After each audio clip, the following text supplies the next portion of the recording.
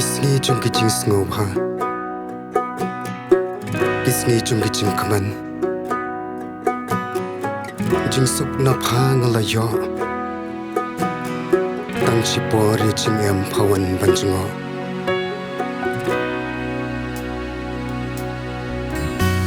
Ngalama Kisngi ki jing sngo ha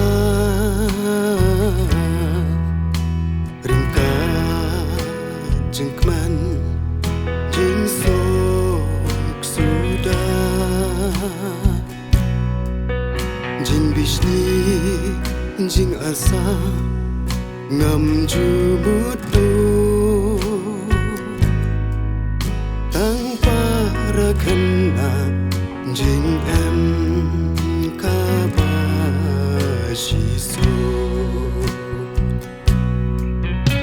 ngalama. Kisngi ke jing sngo pha Ringka jing keman jing sok sudah Jing bishni jing arsa ngam jumudu Tanpa rakana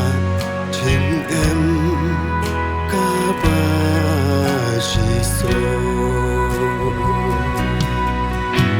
Jaka bangi juya kendu Jaka bangi juya kme Jaka jing suk sudah jing susi om do kun oi ngai ngai hap le jong pha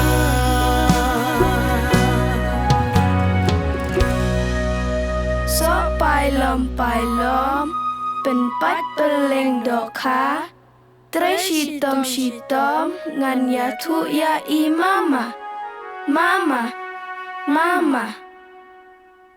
Tatalai ulai dikut Mon lakamon ko herimat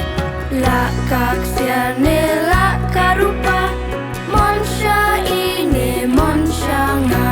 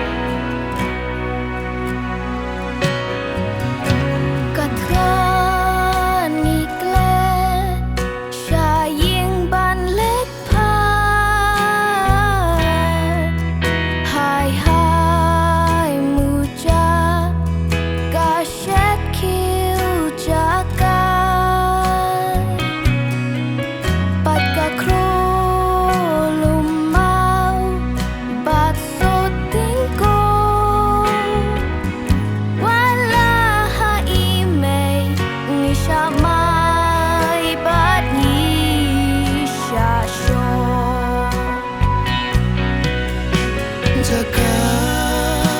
bangi juya kendu Jaka bangi juya kme Jaka bado jing suk sudah jing susi Om do ken oi ngai ngai hap ne jong pha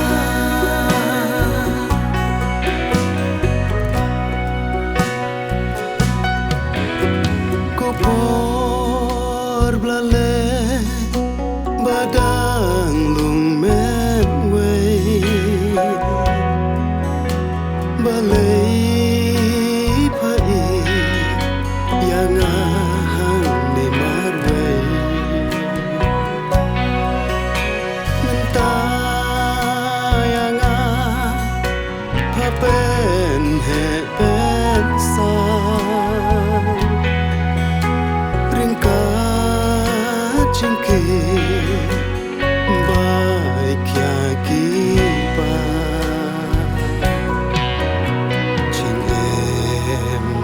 so ngam yo satya satan jimbabe por khna sa shi sin ngakwa